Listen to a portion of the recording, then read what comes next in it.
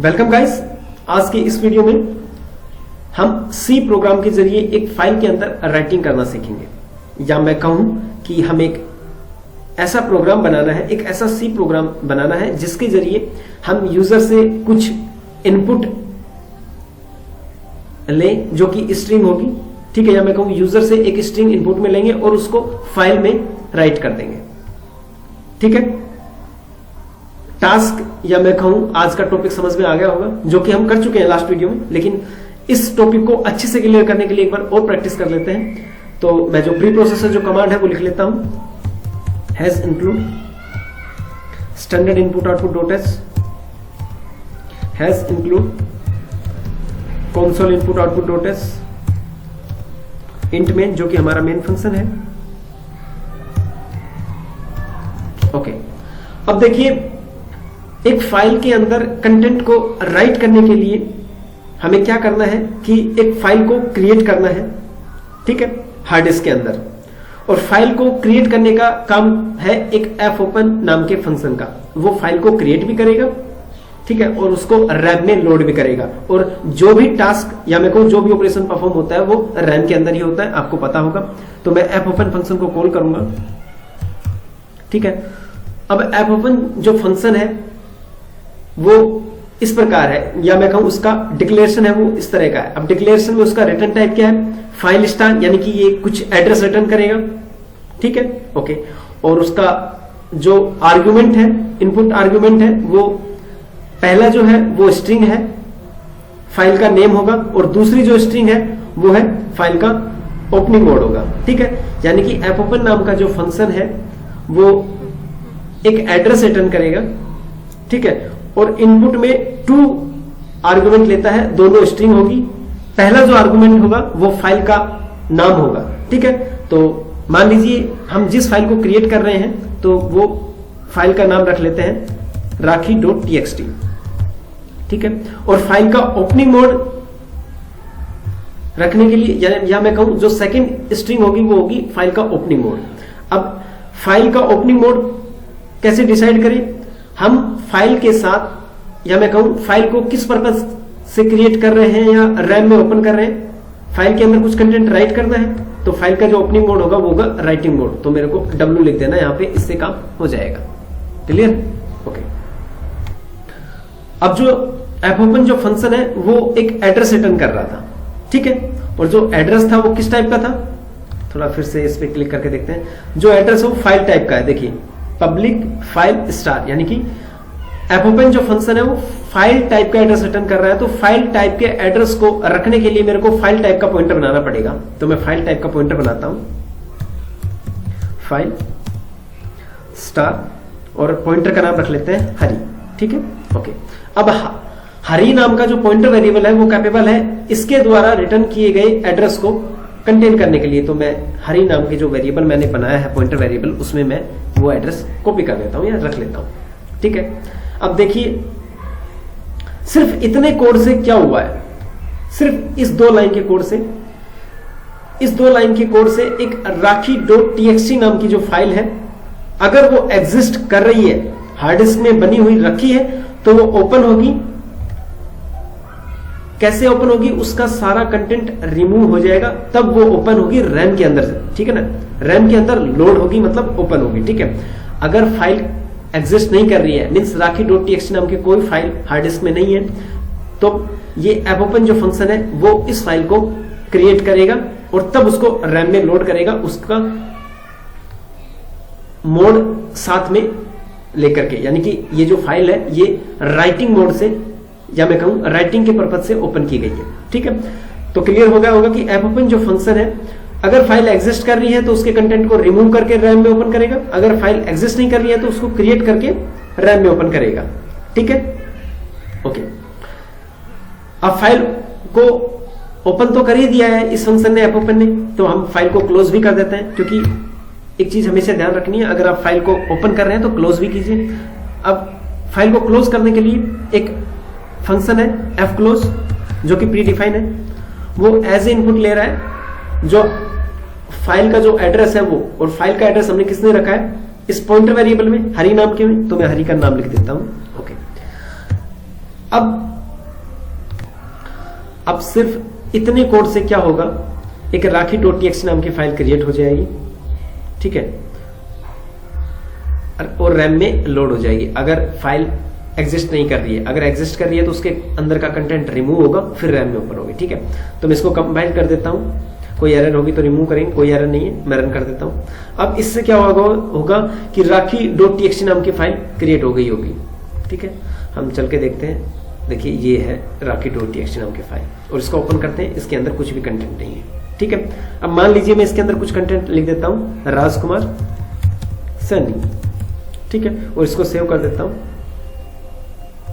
Save, ठीक है। मैं इसको एक बार क्लोज कर देता हूं, फिर से एक बार ओपन कर देता हूं। देखिए राखी .txt का मीन्स क्या होता है, जो नोटपैड वाली फाइल है वो, ठीक है ना। जो राखी .txt नाम की फाइल है उसके अंदर एक कंटेंट लिखा हुआ है, और वो कंटेंट है राजकुमार सैनी, ठीक है। हमने सेव कर दिया, मैं फिर से इसको एक बार ओपन करके दिखा देता हूं, हमने सेव कर दिया है। अगर मैं इसी प्रोग्राम को फिर से रन करता हूं, ठीक है, तो क्या होगा कि ये फाइल रैम में ओपन होगी, लेकिन इसका जो कंटेंट है वो सारा रिमूव हो जाएगा, डिलीट हो जाएगा। मैं इसको फिर से एक बार कंपाइल करके रन कर देता हूं, एक साथ कंपाइल रन एक साथ किया। अब उस फाइल को फिर से ओपन करता हूं मैं, ये रही, इसको ओपन करता हूं, देखिए कंटेंट है वो रिमूव हो गया होगा। तो एफ ओपन फंक्शन है वो किस तरह से काम करता है आपको क्लियर हो गया होगा। ओके, देखिए ये तो थी राखी .txt नाम की फाइल, ठीक है। अगर मैं इस फाइल को txt वाली या मैं कहूं नोटपैड वाली ना बना करके, जो अपना ये जो कंपाइलर चल रहा है CPP देव C++, इस टाइप की फाइल क्रिएट करना है, तो मेरे को क्या करना है, इसका एक्सटेंशन CPP कर देना है, ठीक है। ओके, मैं इसको फिर से कंपाइल कर देता हूं एक बार, कोई एरर नहीं, मैं रन कर देता हूं। अब इससे क्या होगा, राखी .cpp नाम की फाइल क्रिएट हो जाएगी, ठीक है। एक मिनट मैं इसको देखता हूं, राखी .txt नाम की फाइल, देखिए ये रही राखी .txt नहीं .cpp वाली फाइल। अब इसको मैं ओपन कर देता हूं, इसके अंदर कुछ भी कंटेंट नहीं होगा, देखिए ये राखी .cpp नाम की फाइल, देखिए ये बन गई है, ठीक है। ओके, तो अब आप चाहें तो राखी .cpp के साथ ऑपरेशन परफॉर्म करें या राखी .txt फाइल के साथ, आप जिस तरह की फाइल में कंटेंट लिखना चाहते हैं आपको उस फाइल का एक्सटेंशन उसी हिसाब से देना है। क्लियर है? ओके, इतना जो काम हुआ है वो समझ में आ गया होगा। अब हमें क्या करना है कि यूजर से कुछ कंटेंट एंटर कराना है और उसको फाइल के अंदर कॉपी करना है, ठीक है। ओके, तो सबसे पहले मैं यूजर को एक मैसेज देता हूं, printf please enter a input string, ठीक है। ओके, अब यूजर इस मैसेज को पढ़ेगा और कुछ ना कुछ स्ट्रिंग है वो इनपुट में देगा, यानी कि टाइप करेगा। तो उस स्ट्रिंग को रिसीव करने के लिए मेरे को एक फंक्शन की जरूरत पड़ेगी और उस फंक्शन का नाम है गेट्स, ठीक है।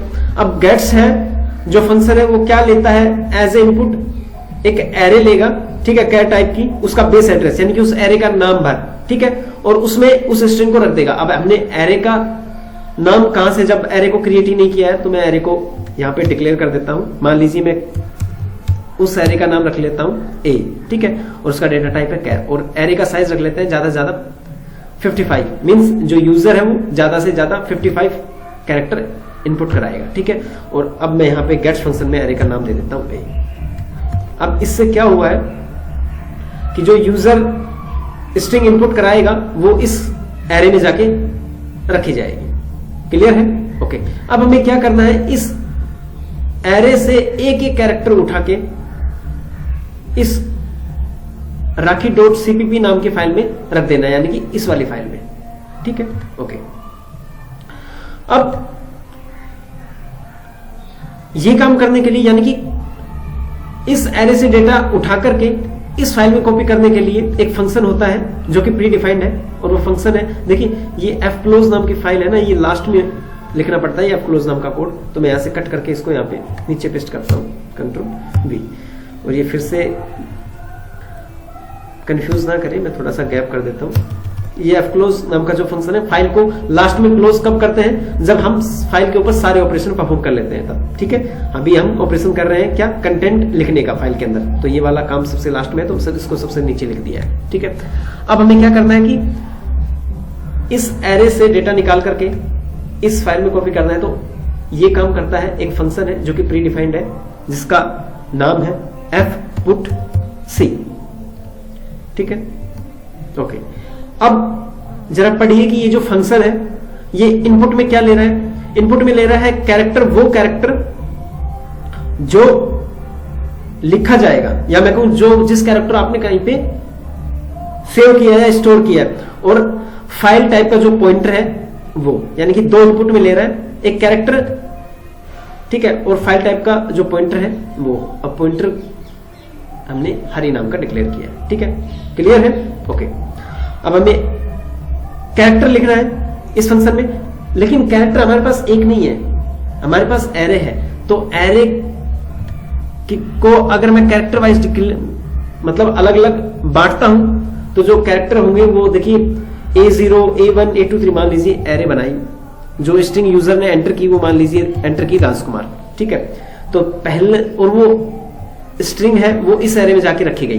तो ये जो कैरेक्टर है इसको मैं A0 बोलूंगा, A1, A2, A3, A4, A5, A6 करके ऐसे। ठीक है, क्योंकि ये फंक्शन जो है वो बाउंडेड है सिर्फ एक कैरेक्टर इनपुट लेने के लिए एज ए आर्ग्यूमेंट। ठीक है, तो मैं इसको एक कैरेक्टर इनपुट देने के लिए क्या करूंगा, लूप लगाऊंगा। ठीक है, क्योंकि A0, A1, A2, A3, 4 ऐसे मेरे को इनपुट देना है, तो मैं एक लूप लगाऊंगा और वो लूप होगा फॉर दो आई की जो वैल्यू होगी वो 0 से चलेगी, क्योंकि देखिए कैरेक्टर होगा वो A0 होगा, पहले A1 होगा, A2 होगा, A3 होगा।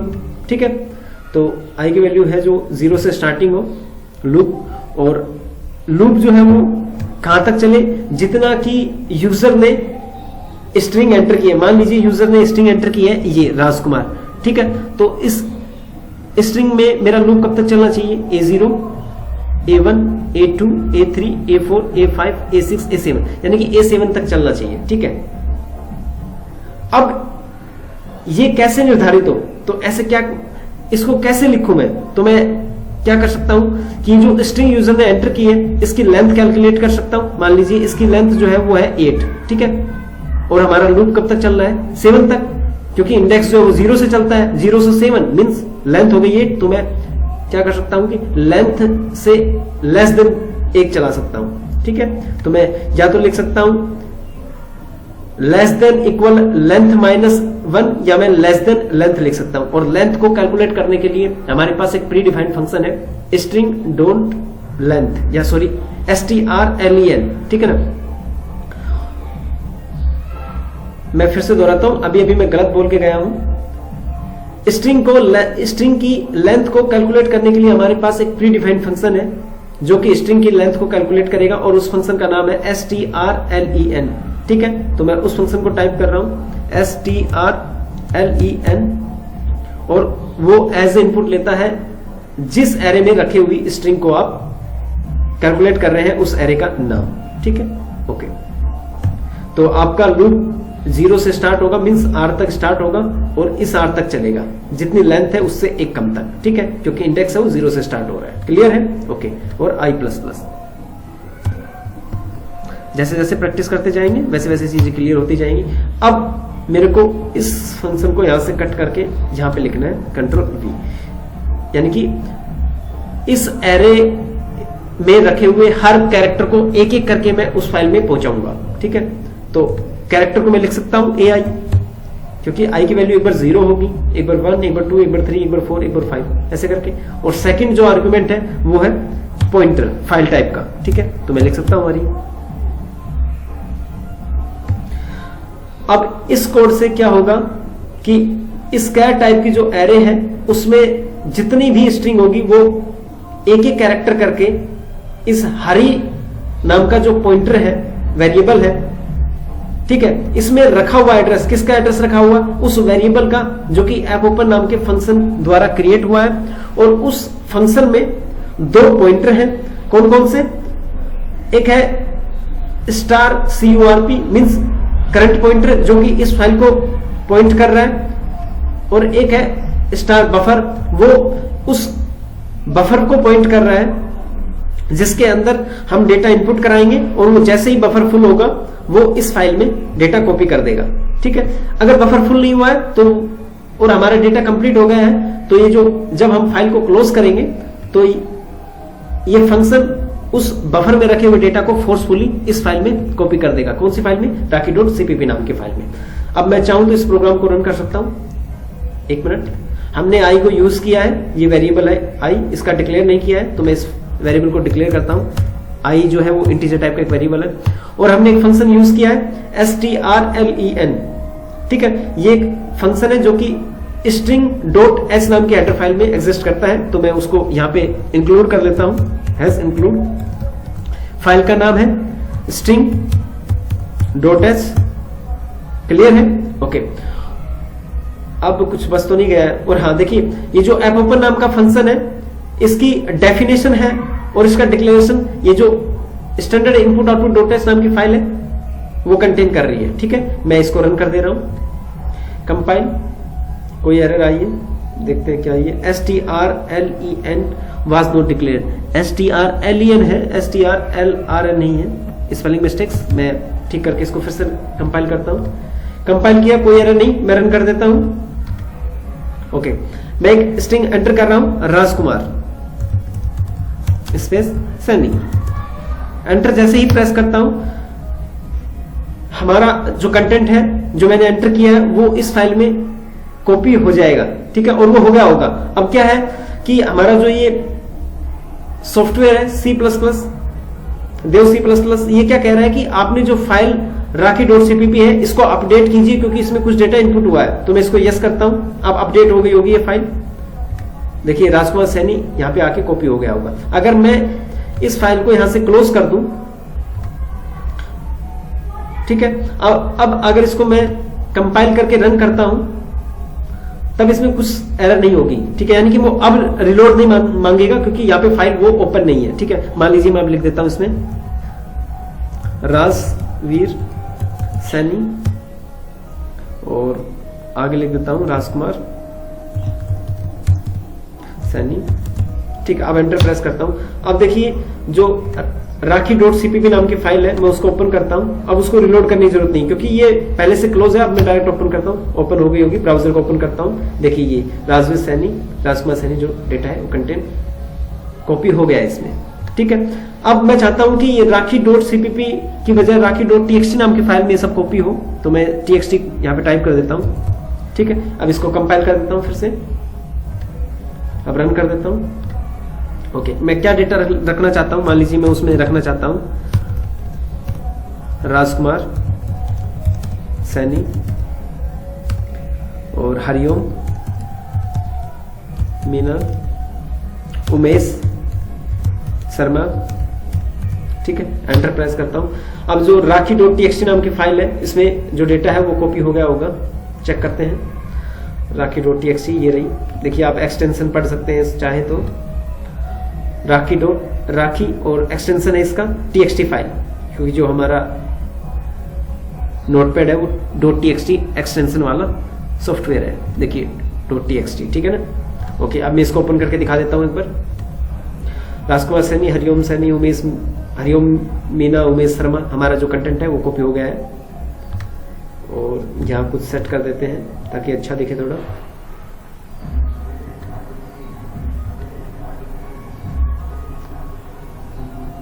देखिए आप जब भी कोई भी फाइल में कंटेंट राइट करें तो फाइल को क्लोज करना ना भूलें।